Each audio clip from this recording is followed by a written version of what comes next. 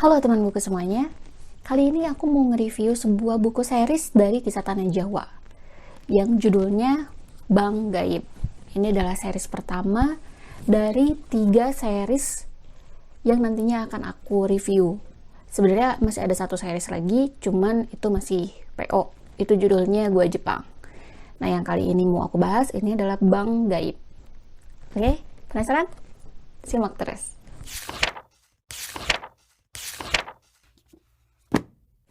Pernah gak sih kalian bertanya-tanya, pelaku pesugihan itu dapat duitnya dari mana sih? Karena kan sering kali aku denger tuh kalau zaman dulu ya, pelaku pesugihan itu bisa tiba-tiba kayak mendadak. Nah, buku ini punya jawabannya. Tapi sebelum itu aku mau kasih tahu detailnya dulu nih. Buku ini seperti yang terlihat judulnya Bang Gaib. Penulisnya sendiri adalah tim Kisah Tanah Jawa dan diterbitkan oleh Gagas Media. Dan buku ini tebalnya itu nggak terlalu tebal banget, cuman 152 halaman yang kalian bisa habiskan dalam 1 kali duduk. Kita lanjut ke sinopsis buku ini.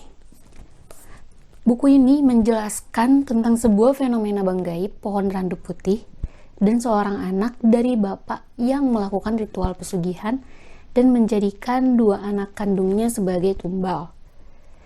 Nah, beliau yang menceritakan kisah ini, dia sekarang tinggal menyendiri di tempat yang jauh sambil terus berharap perjanjian pesugihan menjauh dari kehidupannya.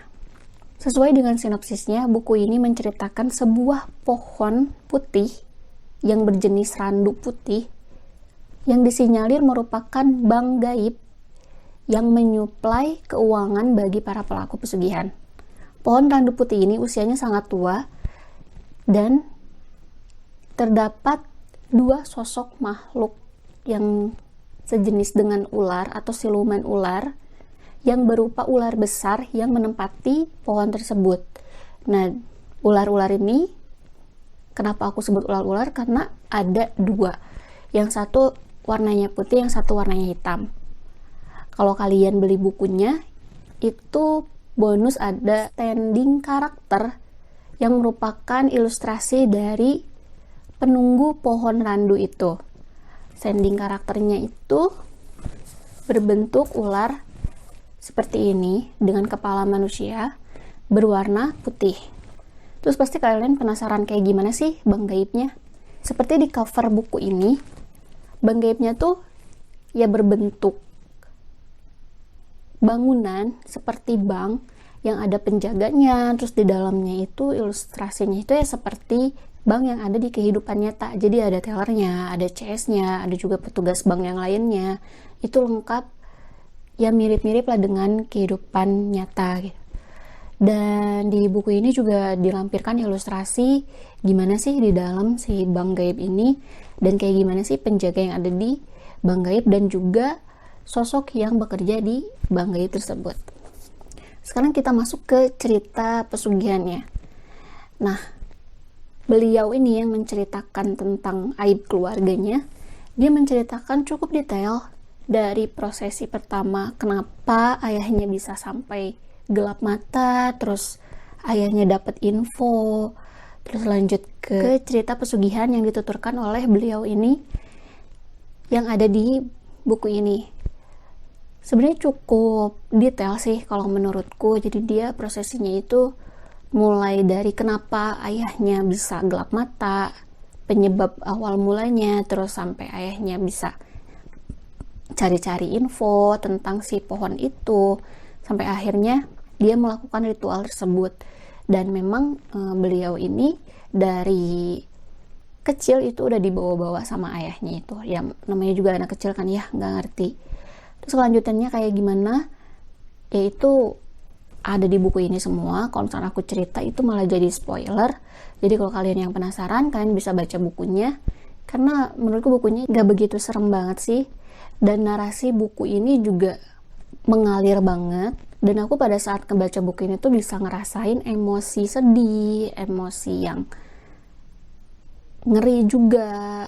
Ada perasaan ngeri, ada perasaan sedih, ada perasaan kesal, marah, campur aduk lah. Apa yang dirasakan sama beliau ini tersampaikan gitu ke kita, kepada pembaca.